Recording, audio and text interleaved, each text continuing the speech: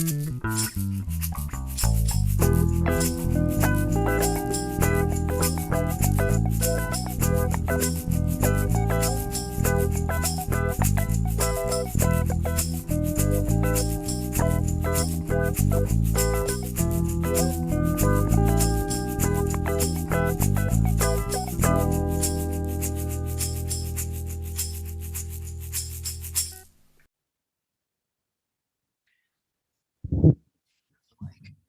start.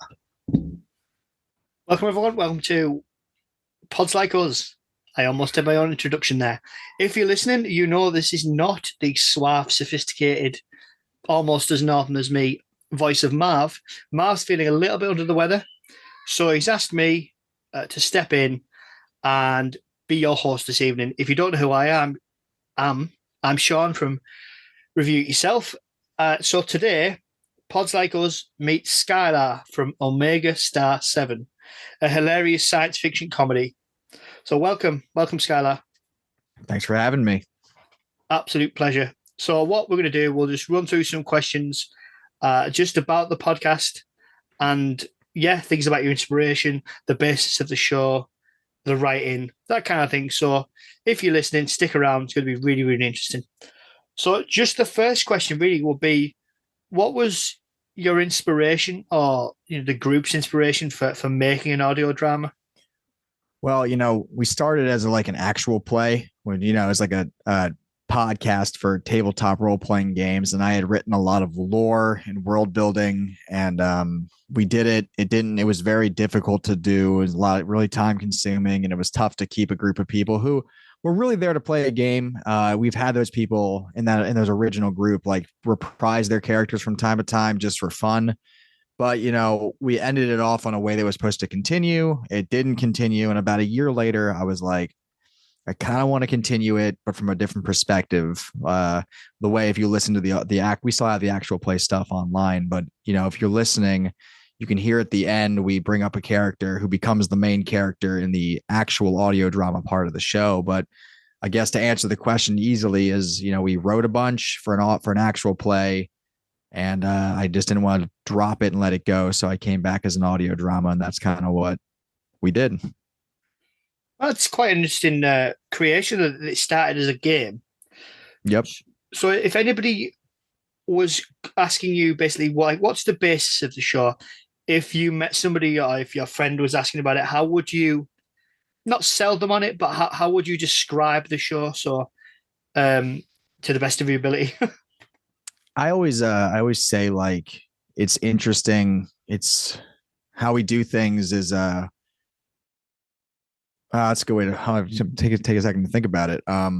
When I describe the show, I do like to say it's kind of like a topsy-turvy. So you say it's a comedy, but it's very, very unpredictable. Sometimes that means it's really funny. Sometimes it means it's shocking in moments. Some of the dialogue goes from improvised ridiculousness to serious, I would even say operatic and over the top monologues and stuff like that. I wouldn't say it's a parody of any kind or some kind of ironic take on stuff, but I would say it is we take a lot of inspiration and we try to turn it on its head and keep people guessing with the storylines and stuff. And we try to make it cozy enough that people can enjoy the stuff without thinking too hard. But we do, the best thing to do is when I tell people we put a lot of stuff in there for it to be repeated, and we just try to make it as deep as possible. I mean, I look at Star Wars. It's very similar to Star Wars in the style of it's kind of just ham-fisted a lot. And we just kind of go with crazy things. We don't think too hard on stuff, and we just put a lot of effort into it. So if you're looking for something that's different, but comedic and I think really personal, it's a good show.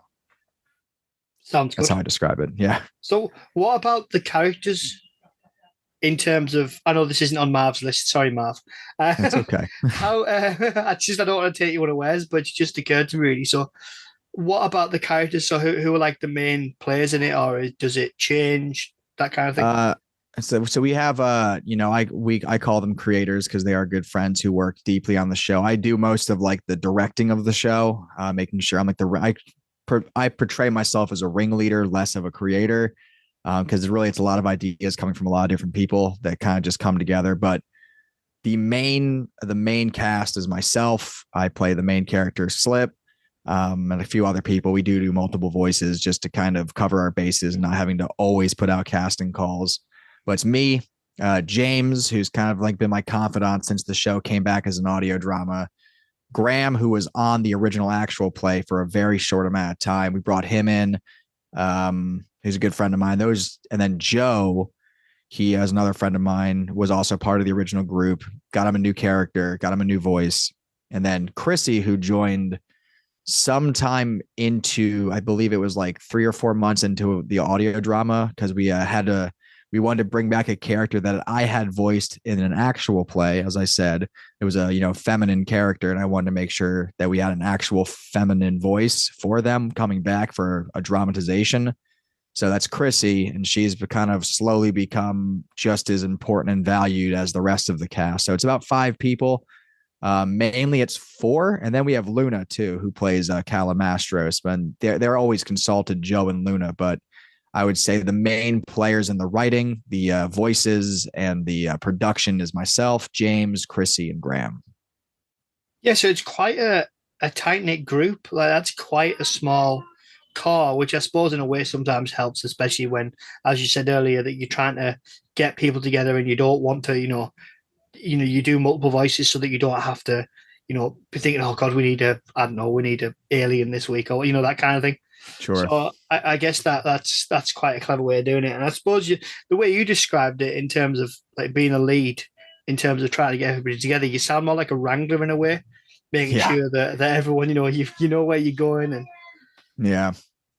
I go by like creator, executive producer kind of thing because there's storylines like we had Luna, who again is like mostly just acts as a character half the time, but I really wanted her to do an episode, so I had her write me an episode that we're gonna release here in a few weeks, maybe months, if but hopefully it's gonna be a couple weeks from now. But I had her. I was like, listen, you've been a great writer. You've been my best friend since 5th grade. Would love to have you do more than just a character. Like, write me something. So that's a big thing is, we have a small knit group, but the door is always open for collaborators.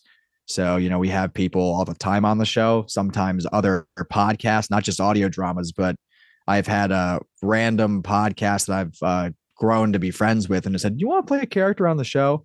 And they're always like, yeah. So it's been fun to kind of collaborate beyond just being a small knit group, but it is my job to kind of keep all of it together and keep the show. Like I always say, my biggest job is keeping the show and keeping that flavor and character alive. yeah, no, I know exactly what you mean. I suppose it's the same for all podcasters. You're trying to kind of find your niche, and you're thinking, right, how do I adapt it, change it, but not lose what makes it quintessentially unique? That makes sense. I hope it does. That's what I try and do. You said it much more eloquently than I did. So yeah, I do my best sometimes, but you should hear me on my own show. I waffle like there's no tomorrow, ramble. So yeah, no, it's because it's something I quite regularly do on my own. I mean, you could say, oh, you do films, but then it's, well, how are you going to do them? Because everybody like reviews films. It's not a particularly unique thing, so you've got to try and find your own. What's your own inspiration? So speaking of inspiration, I know you've already kind of alluded to Star Wars a little bit, and I'm hoping I kind of get a bit of Star Trek. And I don't know if you're into Star Trek, but because the way you describe the tone, it sounds a little bit like the original Star Wars series in terms of the 60s, and it was a little bit of a send up of itself with the way it finished before like the ad break and things. So where was the kind of, I know you said the inspiration was from the play that you'd already done, but where was the inspiration for that? So what was the original genesis, I suppose, is what I'm asking, really, in a convoluted way. I got you. I say Star Wars. I wouldn't say we're directly inspired by Star Wars. I say there's a lot of like parallels because most sci-fi kids, it was either Star Trek, Star Wars, or both. But I would say our biggest inspiration when it comes to Star Wars is we take a lot of the world building styles. So, like I always say, the Clone Wars was referenced in the first movie, but we didn't see anything about it until like 2003. You know what I mean? Yeah. So, but he always had that plan. It was the story beyond the like the focal point was this small ragtag group of people, but there was a world outside of it, and George Lucas and people beyond him even today are always pulling from this like giant pool of just things that have happened and exploring. It makes it feel big. When I would say when it comes to like direct influence, I mean, I'm a huge like 90s sci-fi anime fan. So like Cowboy Bebop, Trigun, Outlaw Star, Akira. I'm also a huge fan of Blade Runner. A lot of the music on the show is inspired by Vangelis or even a little bit of Hans Zimmer with like minimalist scoring that has like a bluesy kind of vibe, but it's all synthesizers and stuff. So I would say like my biggest influence is pre like modern sci-fi. So I don't know where you'd start modern sci-fi, somewhere in the 90s, but early 2000s, everything before that. So we have like Star Wars, Star Trek, all of those 90s space opera animes, and cyberpunk, and you see a big turn up of cyberpunk stuff, which we do have some cyberpunk influence in our show with like Blade Runner. We've even done a anthology episode that was inspired by Blade Runner. It was comedic, but had the same vibe of someone who was hunting down like these fake people. And again, homages. Like it's tough to see if something is inspiration or it's an homage to something, but I would say the safest bet would be everything that you would consider as classic science fiction would be our biggest inspiration. So is it almost like a pastiche in a way? Kind Sometimes. of, yeah. Yeah. It's kind of a giant mess of just like of influence and love and homage, and again parody, a little bit of parody in there, and irreverence, and always making fun of things, but always trying to show the love. Even if we're making fun of something, we try to show the love for it too. Yeah. Yeah. Because to take the mick out of something or poke a little bit of fun at something, most of the time it would come from a place of love. So it's like how you were describing it there, and I almost jumped in, but I'm trying not to because it's not my podcast. I was going to jump in and say it's like a big ball of wibbly wobbly timey wimey because I'm Sure. the new run of Doctor Who was really my thing. Oh, until really recently. So yeah, it's that kind of love, really. So, and also what you were talking about before that was essentially the skill of world building, which you seem to be quite on top of. So, speaking of like the world building of it, so the core of something a lot of the time is the writing. 'Cause if the writing's not there, we see this with TV shows and films. I have to bring it back to my own wheelhouse, otherwise I'm stuffed. So the writing is kind of very important, and I know you said that you've had friends sometimes do them, but who primarily writes the episodes, or is it like yourself, or is it somebody else singularly, or is it more of kind of a stereotypical American sitcom where you're all throwing in ideas and then somebody decides, right, I'll streamline this into an episode. So I would say, like, if I'm going to be honest, and I would say I do about 60 to 70% of the writing. At least, like, if you're going to include the world building, the direction, stuff like that, kind of the final say person. But it is like you mentioned, the American style of like it's me and the other three people I consider creators: Graham, Chrissy, and James. We all sit in a room. Sometimes I'll bring friends in just to be like sounding boards and say, listen, here's an idea. Um, and then we write. I would say like I'm like the script is on my computer. I kind of like flourish things out. I'll go back in. I'll do stuff on my own sometimes.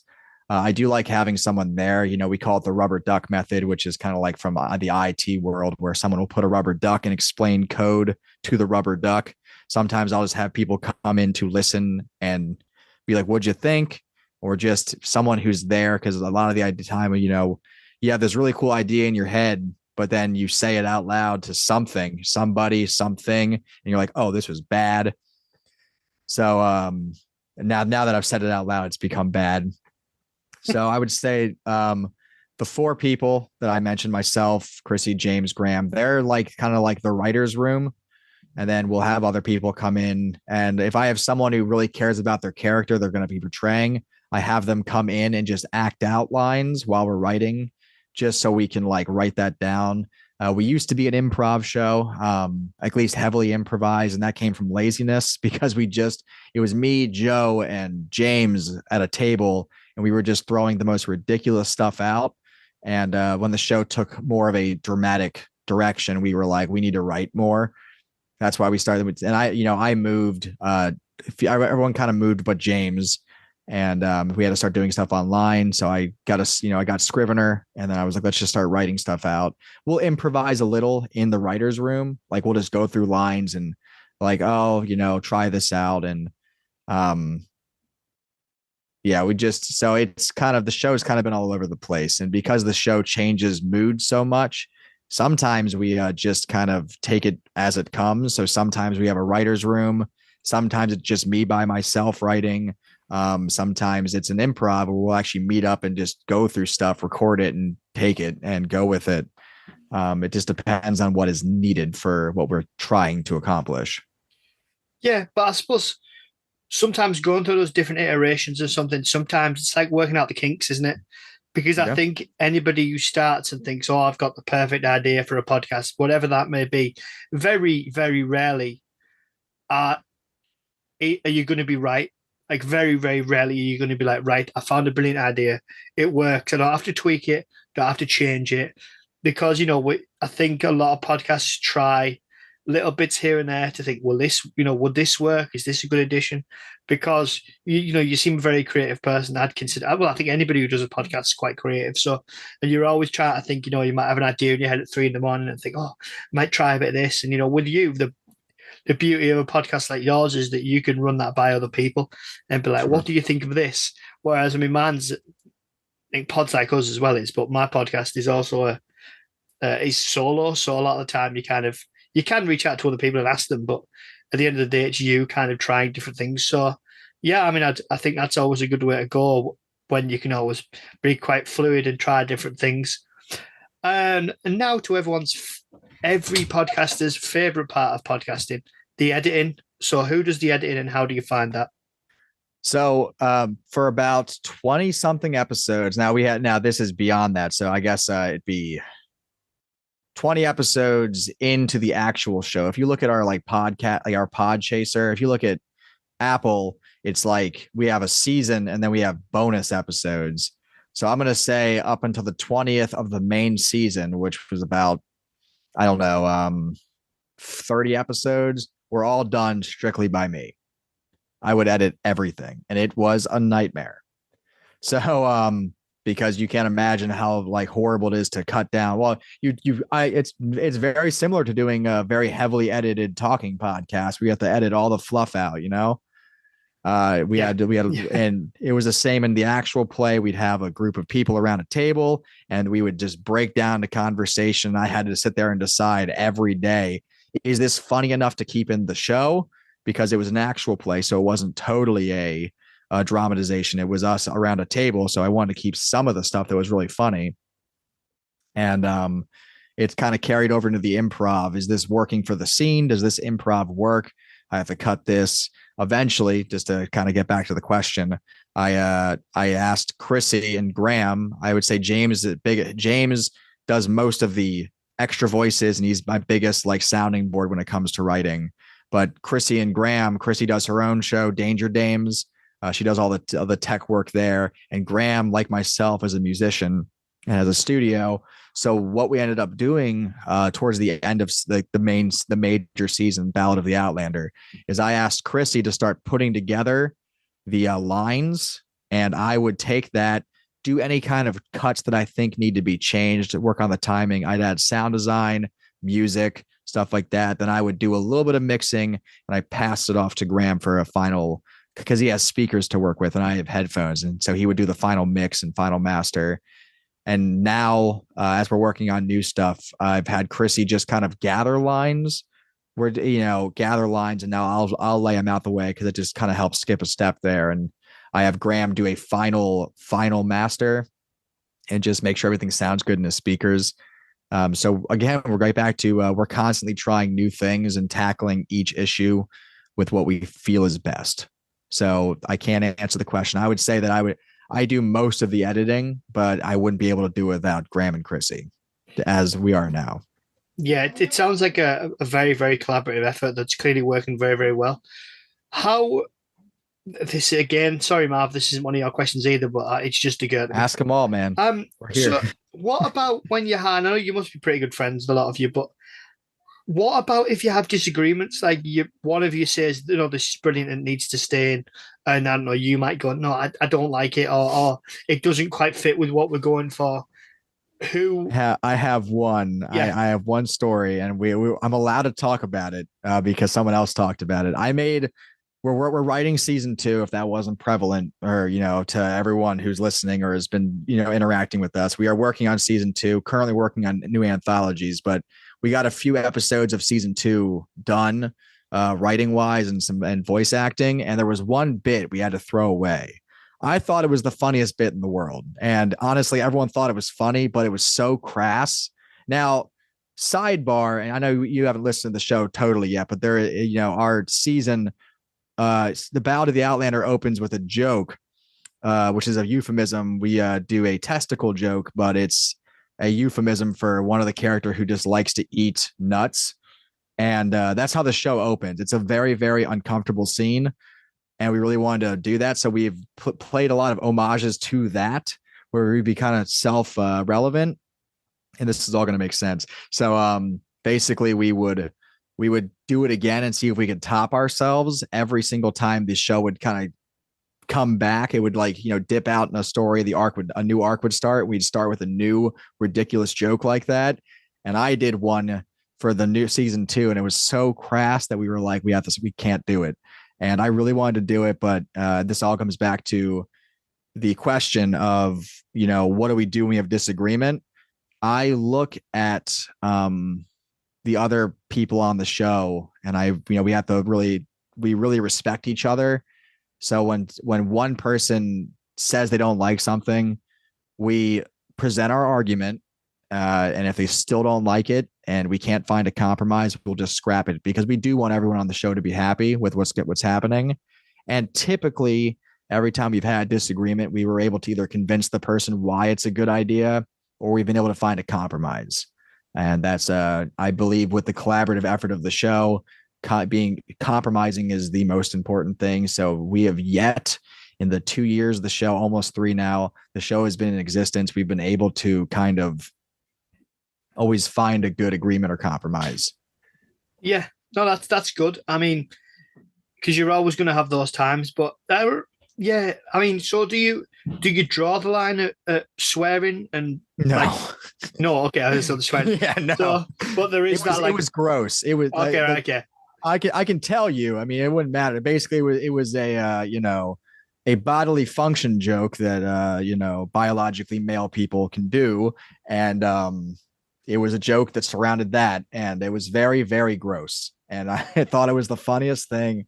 I think it was because it was so shocking, because the season, especially towards the end of the last season, it got very, very serious. And while the humor went from being just irreverent to more heartwarming, and then to come back with something so crass, we just felt like it was way too out of left field, and it just felt very gross. And we were like, all right, we'll throw it away.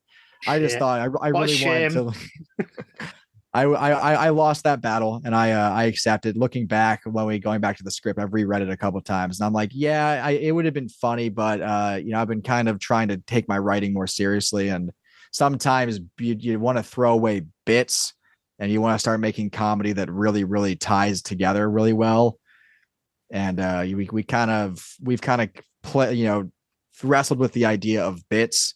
Sometimes bits are fun, like, Family Guy or stuff like that. And other times it just totally throws off a rhythm. And there's a thing with Family Guy, isn't there? You've got to, I mean, because that was so funny when I was younger, and now it's like The Simpsons. Yeah. It's like a pale imitation of itself.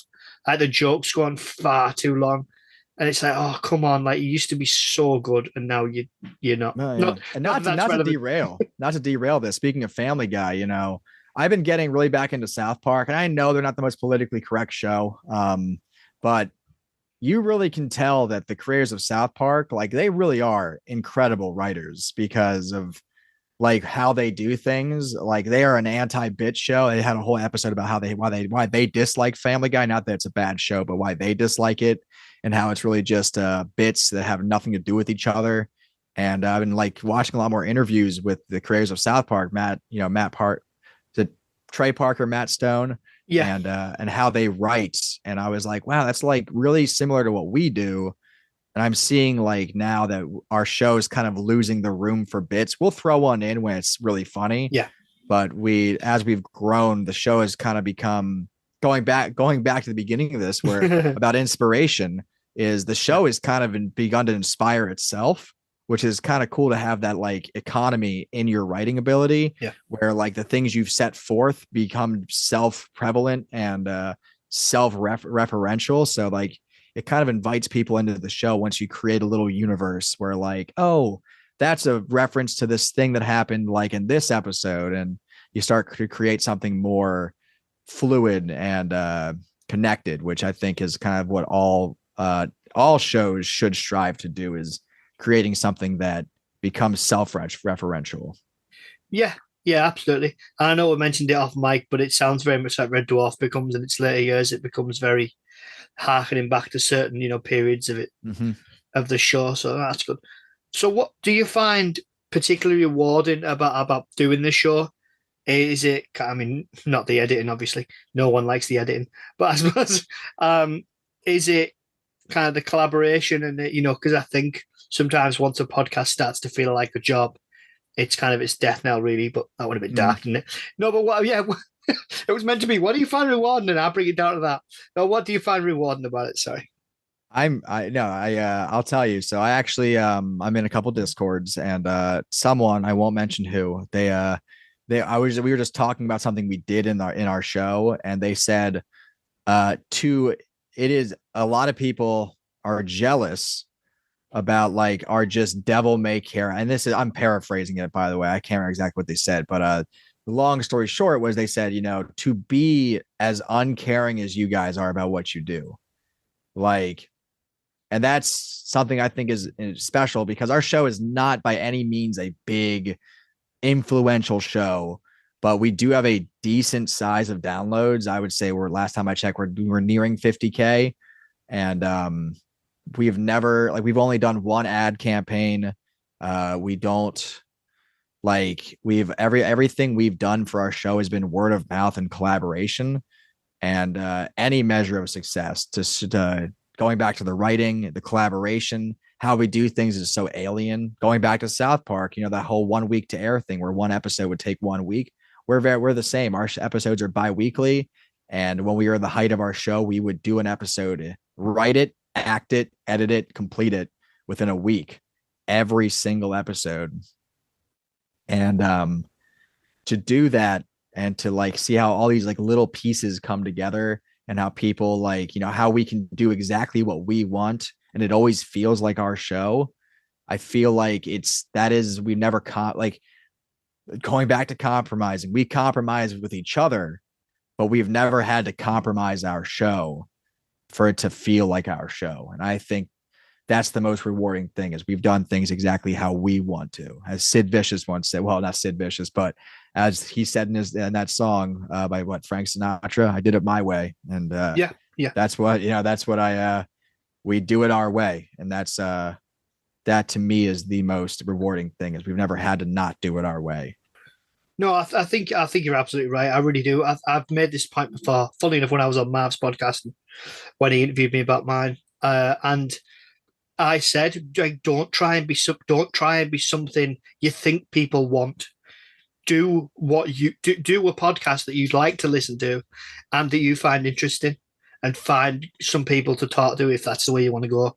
Do it the way you want to do it. Do it your way. It's exactly sure, because there's no point trying to, change it and do bits of this because you see somebody else might be successful. No, do it your way, and then people, the whole if you build it, if you build it, he will come.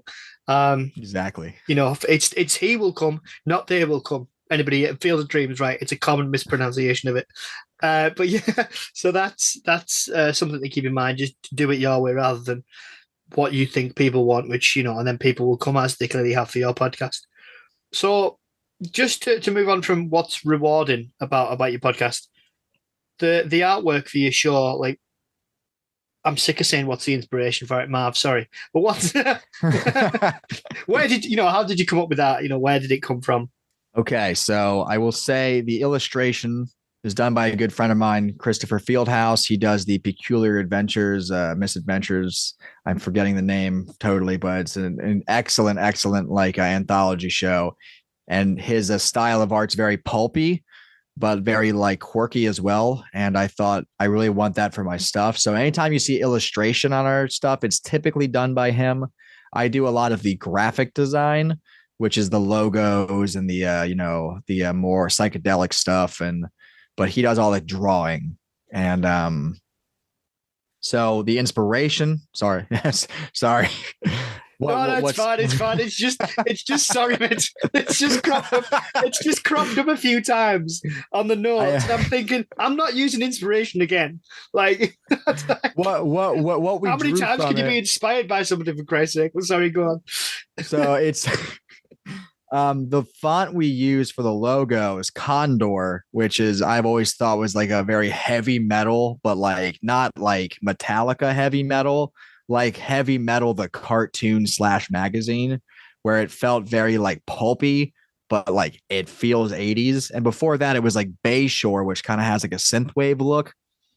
And we've always tried to like look into like what the show's inspired by, which again is like old school science fiction and pulp. And I would say that's kind of what inspired it. I love the colors orange and purple. Hence why typically we put orange and purple. And I could make something up like, oh, well, the reason I like orange and purple is because nothing rhymes with both those words. But honestly, I just like those two colors. And I think they're very, very, as someone who used to do graphic design professionally, I find those two colors are very, very strange. And I think the show itself is strange, and they're my favorite colors. And since I kind of created the show from the ground up, I just really want to bring that in to the vibe to kind of reflect. The show is to reflect its creators more than it is to reflect itself. So all the stuff we do, all the stuff we put into the show, the artwork, the music, it's all personal. It all is supposed to be a reflection of its creators. So I think the art is no different. I think sometimes it's nice because you can hold yourself to. I mean, sometimes to a too high a standard, but you can probably hold yourself to a higher standard than you would anybody else. That makes sense. True. Maybe that's just certain types of people. I don't know, but I know I'm certainly like that. If I'm not happy with something, I do struggle to be like, right, this needs to go. This needs to go out, but I'm not happy with it. So it doesn't happen very often. More when I'm doing my own stuff. I like solo stuff, but no, it's a good way to be. So we've spoken about the artwork.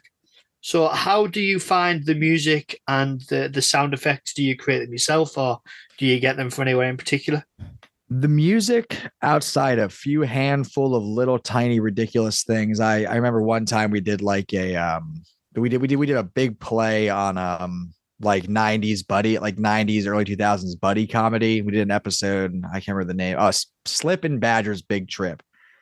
That episode features one little bit where it's a Dukes of Hazzard reference where they like jump off a highway and it freeze frames. And I brought in like this little tiny like bluegrass thing that I could not play by myself. But to answer your question, if I can't create it, I go to Epidemic Sound. I have a partnership with them. I pay them monthly to give me like an unlimited access to sound effects. Which, by the way, this isn't like a paid partnership. I do want to say, if you're listening, Epidemic Sound has a font of stuff. The sound effects are free to use even after you've ended your membership. Well, you can't get any more, but the ones you've already used are yours to use. The music is different. You have to pay royalties after you end your membership. But um, back to that, I use Epidemic Sound, but I this kind of goes back into the show itself. We play to our strengths on the show, and I'm very good at blues. I'm very good at rock and synth wave, and like electronic, industrial stuff. As minimalist as I can be, and part of that's because I don't have a lot of patience and I don't want to write full scale songs, and I like how it sounds, and David Lynch is a really big influence when it comes to music, and his stuff's always been very like washy and minimalist. Um, so the music is done by me. I would say like I said, 99.9% of the music's done by me. Sometimes I'll have James or Graham sing a song. We've done a musical number. We did a little rap bit. We've done a couple little like hip hop beats in the show that were one was done by Graham, one was done by James. But I do all the music itself, and I'm very lucky and fortunate to have been a musician before I did this. So the music I've always felt was I don't know if I'd call it top notch, but I'd call it one of our strongest suits in the show is the music being very emotive and real. Yeah, it's just such a shame that Marv's not here because he's very musical. As you know, I'm not musical at all, which is a shame. But it's just not a skill I have. But Marv like plays different instruments, so you should definitely hook up with him again to chat some I'd love music. to. Is he honestly? This is a. I'm not trying to like do myself down on purpose, but like this is a pale imitation of the kind of content you'd have got if Marv was kicking about. He's a master at this kind of stuff. So I know we spoke earlier about the actors that you've got, but how did you come up with who took the specific parts? Like I know it got Mm, adapted, so you maybe kind of did you just keep the same or did you switch it around a little sure. bit? So I will. I'll try to start from the beginning. The original four characters: Skeeks, Jin, Tiberius, and Sheehan were characters that were created for a tabletop game that we were going to do a podcast on, which we did for 8 episodes. And then at the end, it is told that they are going to go after a character named Slip, which became my character in the future. And what we did was we sat down, the people who wanted to come back for the audio drama, which was basically just Joe. We've had Alex, who played Skeeks, in a couple of times to reprise his role, but we had to recast Sheehan to with James. We want to keep it in house with a friend, but we sat down and said, "Here's what we could do." We tried one idea, which was going to focus on Tiberius. We did another one with Skeeks. It all depended on who was going to come back because there is no recasting Skeeks. His voice is just too recognizable and people love that character too much. And we ended up saying, well, this is how the last one ended. So instead of following those characters, since we can't get those guys back all the time, why don't we just focus on that character and bring the other ones back in when we can get them? And then we said, okay, that's a good idea. So we know one character, and a lot of directors will play in movies because they know they'll play the main character because they know the main character and they want to portray it exactly the way they want to. So we had Slip, we had me, and then we were like, well, Joe's back, but Tiberius doesn't make a lot of sense, so let's make a new character. That's how I was like, what would you want to do? And he said, I want to be this character. That became Saul. And then we would go with James, like all these different ideas until we landed on this like quirky kid like Fry from Futurama type character, which became Trey. And he named the character. We had other stuff for him, but because the show is so fluid and alive, the story kind of shifts as it goes. And we ended up with a very different thing. And just as an addendum to that, Slade, who becomes like the major secondary villain. There's two villains. There's Vax, played by Kier, and there's Slade, who is played by Graham. Slade was meant to be like a heroic, if not flawed, character, and he ended up being a very flawed very, as we call, spacist villain who was just like irredeemable in the end. But that was not his original intention. But we barely explored his character, and we were like, we need a really good villain, and we want to tie Graham back in. So I said, well, we introduced Slade. How about we just make him a bastard? And Graham was about it, and we said, okay, let's go with it. And so it just goes to show that we just take, but even with casting, when we have casting calls, we go by less about the character that's being portrayed, and we go about the how interested the actor is in playing that character, because we'll work them in. We'll change a character around if the actor who wants to portray them has an idea. So yeah, it really just comes down to what serves us as creators and what serves the story. And sometimes that's the best way. Sometimes that's the best way, isn't it? To try and take little aspects of the actors that are playing the parts and have that bleed in. I know I've mentioned it again, Red Dwarf did that. It took what they saw, what certain people did, and were like, right, well, that's going to become an aspect of the character and things like that, and that makes it kind of that much more real, which I think is always a nice way to go. So you're talking to the strength, yeah, exactly. No, exactly. No, you're right. Exactly, play your strengths. Why would you, you just make the characters who they think it should be, because as long as the person who voicing it is invested, then it's going to run for much longer and people are going to enjoy it, which is the main thing. Speaking about that, what the next bit, just as we start to wind down a little bit, is have you got any standout moments from the show, and then as kind of a partner to that, have you anything that's coming up are you really excited about? Just give you a bit of a chance to talk about. Obviously, I don't know when this is going to come out, but it just gives you a bit of a chance to speak about what's coming up, particularly obviously with the new season, I'm guessing, or series if you're from this side of the pond. So this might be the longest. This might be and by the way, speaking of just, pardon me, speaking on just the idea of series, we do the show that each season is a series.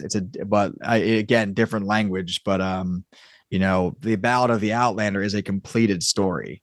What we do in the future is meant to be a standalone that will reference the original, but if you want to pick it up right from there, it does act as a separate series. The reason the show is called Omega Star 7 and not the Ballad of the Outlander is it's about Omega Star 7, the setting, not a specific person. So that's something. But to go back to your original question, and there's this might be the longest answer. We'll have to break it up a little bit, but standout moments. There's one we did a spoof on like a murder sport, like a motorized twisted metal type sport called Sprocket Ball, and they did not throw balls; they were sprockets, and we just thought it'd be funny to call it Sprocket Ball.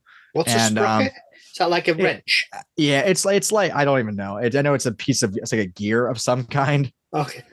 It just sounded funny. So like a science fiction, so like kind of the Running Man type thing, but with a sprocket. So it was they basically rode like hover bikes, and they would have to throw these sprockets into hoops in a giant loop.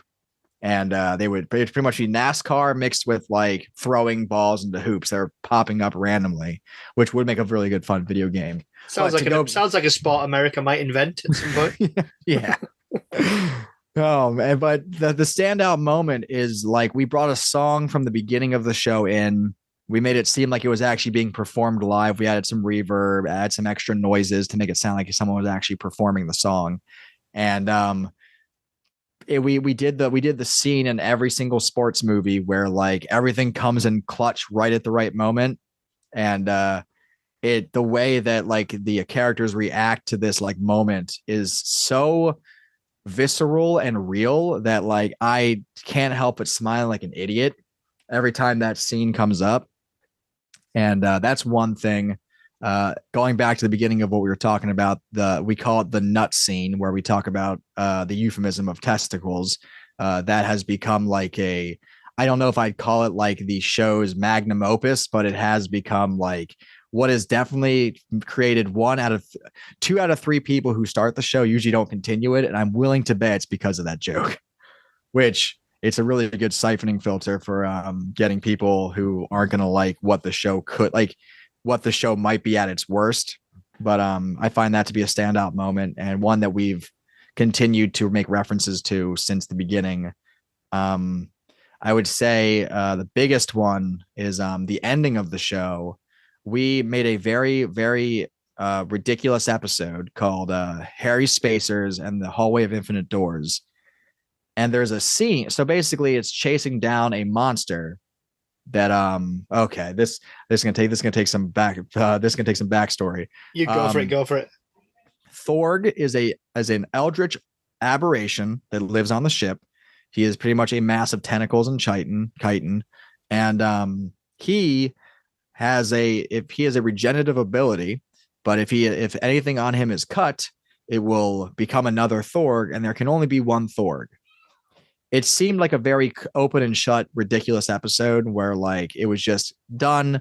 We don't care about this monster. We gave up looking for it, and that was 22 episodes before the end of the show.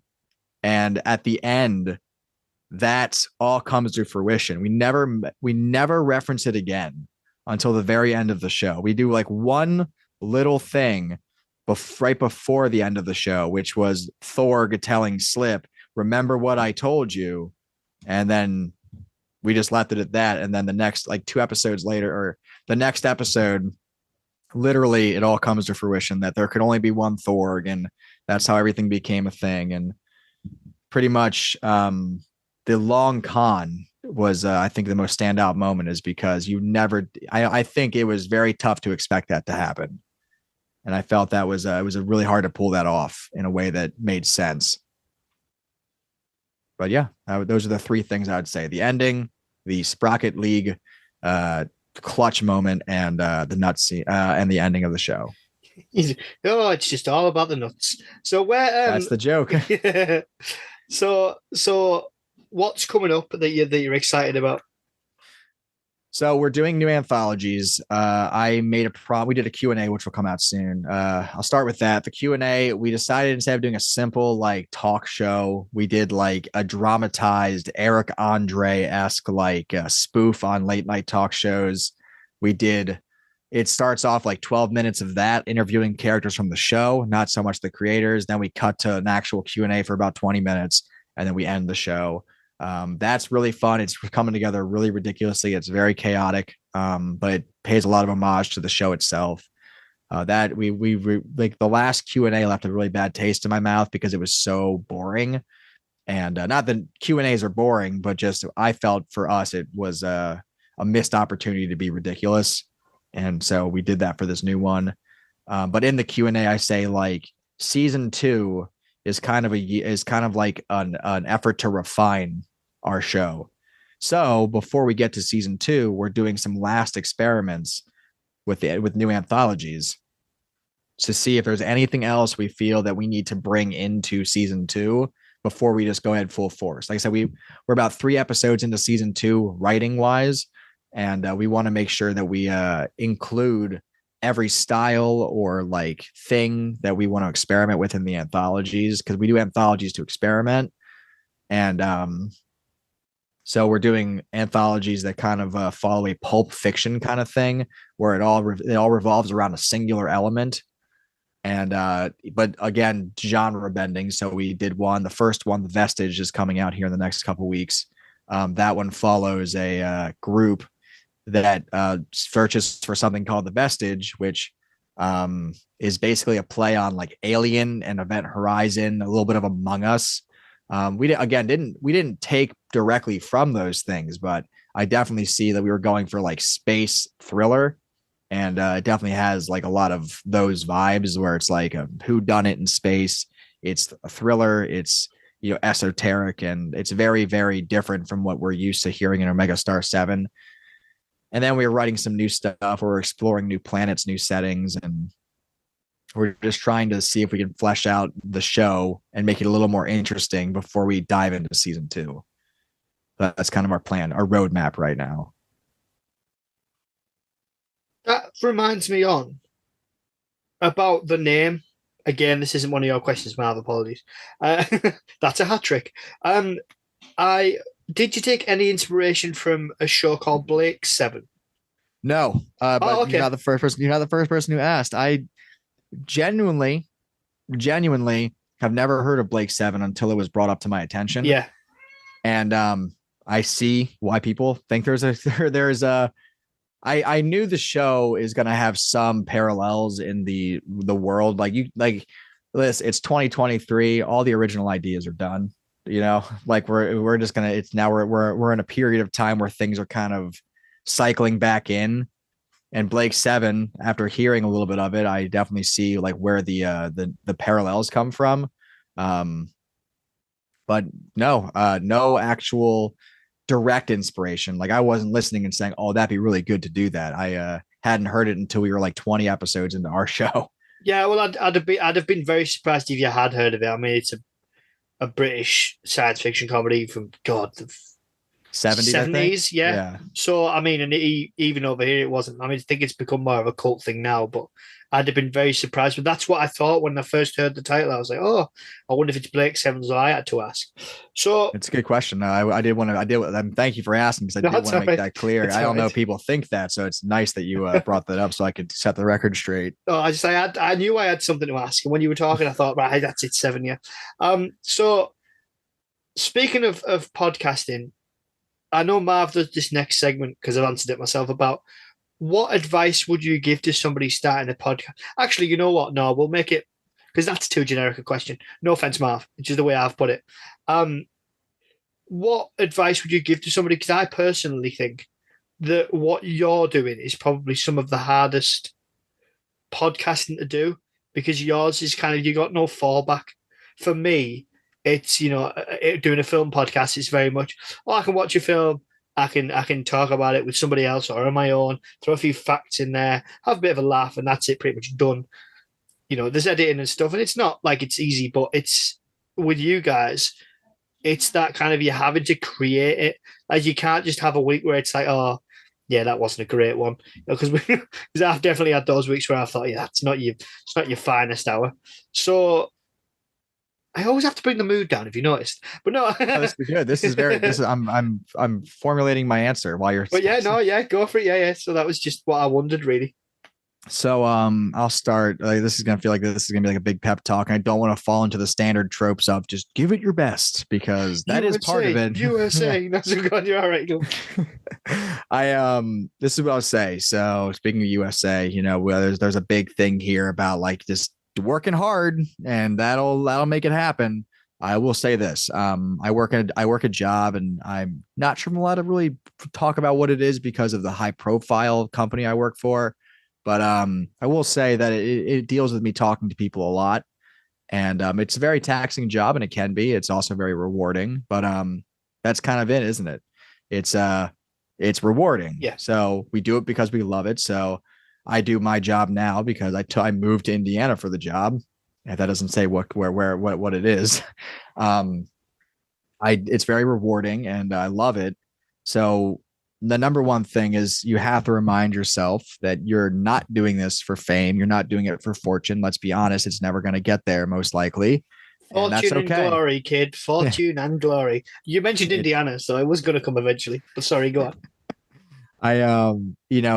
It's very it's the chances of you making it are tough. So are you doing it because you want to make it? Because there's other ways to make it. Or are you doing it because this is really your passion? You have a story to tell and you want to tell it. So that's part one, is whatever you do it because you love it. Two, you got to, whatever you're willing to do, you have to consent to it.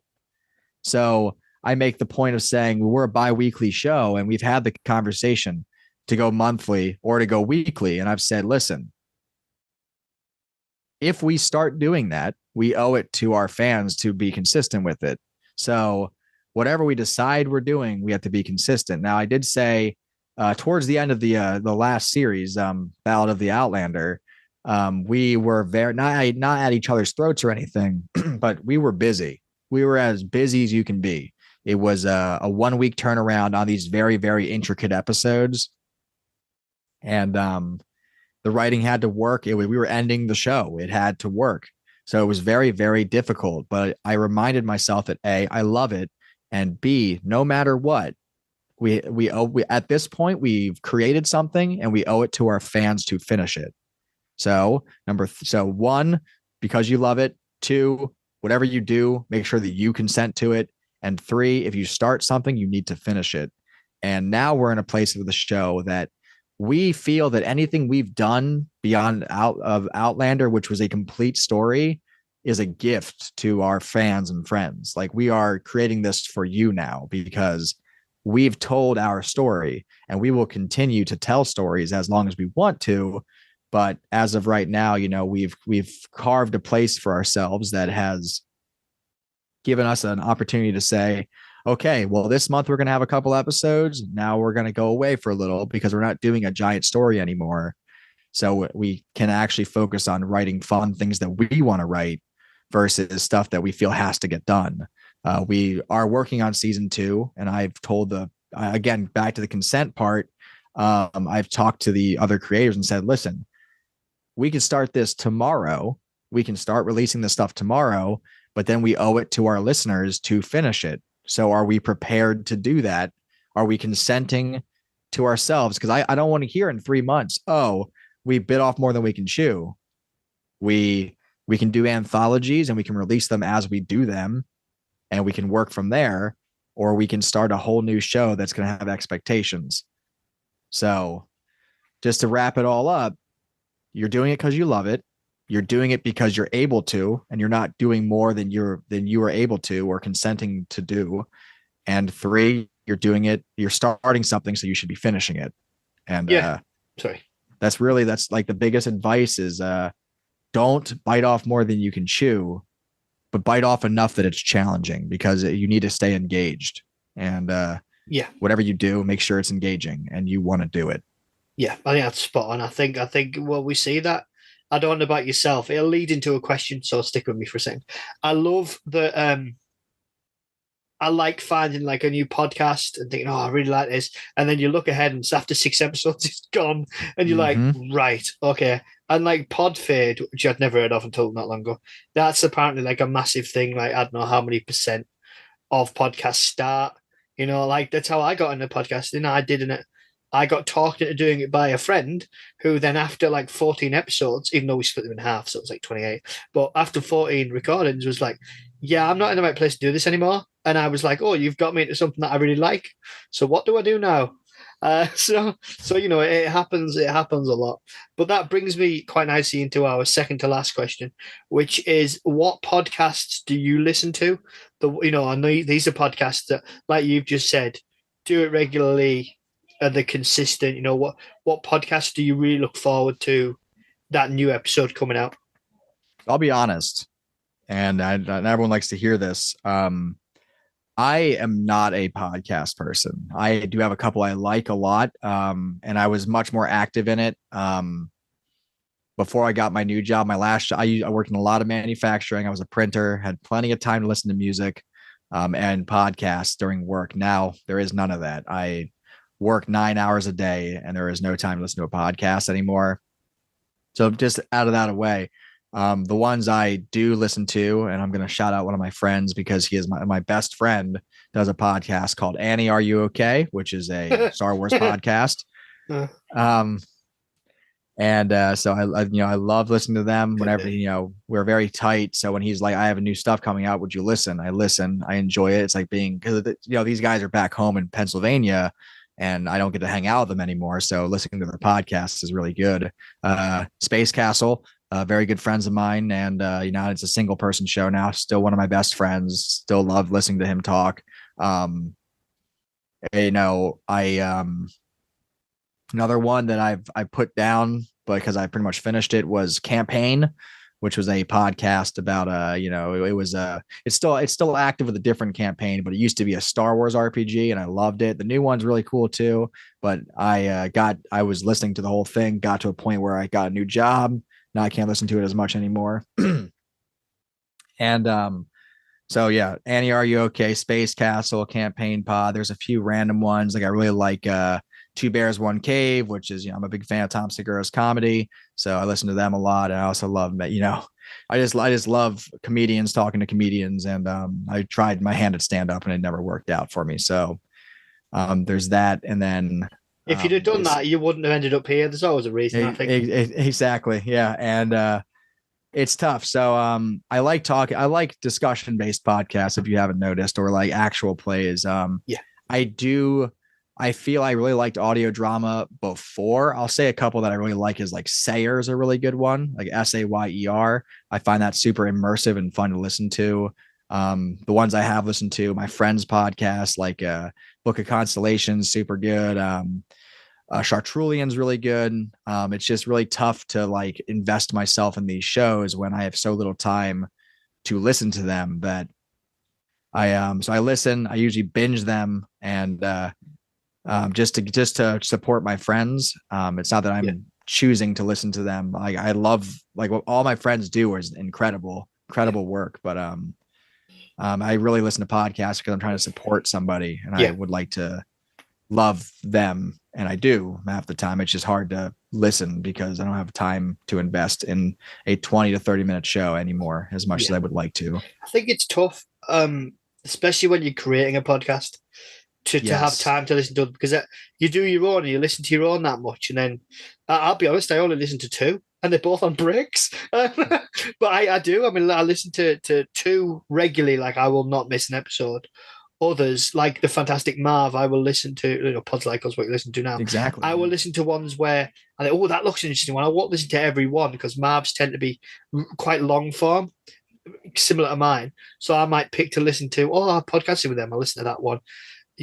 Marv's done episodes. I mean, I'd recommend go back and listen to the episode that he did with Paisley from Learn German Through Music podcast.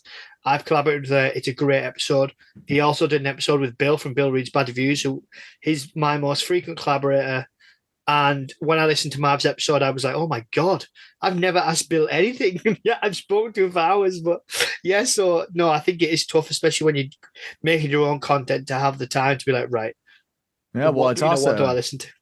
It's also like habits. Like I end up like I used to listen to podcasts during work. That was 9 hours of podcast time. Now I don't do that. I have my job now doesn't allow me to listen to podcasts. I'm talking to people all day. And so that's that. I used to listen to podcasts when I was in the car for long drives, taking less trips these days. When I'm eating, like if I get fast food, I'll park, I'll eat real quick, throw it out. But during those like 20 minutes of eating, throw a podcast on there. I'm doing a lot of less of that too. I'm trying to save money, so less fast food. I'm just all the places where I would listen to podcasts because I have a crippling ADHD, and to listen to one that means I can't listen to music. I can't, you know what I mean? So I have to listen, and it's my drive to work's only 20 minutes. So going back to my show, 20 episodes are typically 20 minutes long for that reason. Yeah. No, it is. It's tough. It's tough to find that time. It's like I listen to one and there's a half an hour to 35 minutes. That's what they do. And I listen to those on the way home from work on a Friday because that's when they post. It's perfect. And the other one I will catch whenever I can because I'm a patron of theirs. So, so it's different. But just as we come to wrap up, where can we find your podcast? Yeah, that's it. The shameless plug part that I call it. Marv's probably much more, puts it better than I do. But yeah, where can we find you? And So we're on just about every single podcatcher. If we're not on yours, feel free to reach out to us. We'll see if we can get ourselves on you. But you just go to omegastar7.com, 7 the number, not 7 spelled out. And from there we have every single one that we've found that we're on. And you can just click on it and go from there, or just type in omegastar7 again, 7 the number, not 7 spelled out, on your favorite podcatcher, and there you go. You'll see us. We're mostly active on Twitter. If you'd like to interact with us, we have a personal Discord. You're more than welcome to reach out to us. All the creators and major actors are active on that Discord, so you're more than welcome to interface with us. We have an email, omegastar7podcast@gmail. Feel free to reach out with questions or concerns. Be happy to help. And really, we try to be as interactive with our audience and new listeners as possible. So never feel like you can't reach out to us because we will respond. There you go. Spot on. So, thank you very much to Skylar for Omegastar 7. Go over and check it out. If you like the sultry sound of my voice, and you want to cheat on Marv, you can come on over to Review It Yourself podcast. I do films over there. And yeah, come on over and see how it does. But thank you very much for listening to Pods Like Us. Pods Like Us is available on Instagram, Twitter, and pretty much everywhere you get your podcasts, really.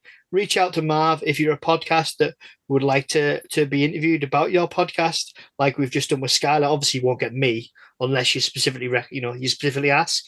Marv might not be too sure about that, but no, we wish Marv all the best for getting well, and yeah, thank you to you for coming on, and I hope I've done you proud, Marv. And I hope anybody listening has enjoyed it, because as you said, Skylar, and it's a good point, you give up your time in your life to listen to this, whether it's Omega Star 7, whether it's Pod Cycles, Review It Yourself, whatever you listen to, you give up your time. And believe me when I say, us podcasters, especially independent ones, we really appreciate that you take that time, even if you don't enjoy it. So thank you very much. And thank you, Skylar. Cheers, everyone. Thank you. Pleasure. Get well soon, Marv. You absolute beast of a man.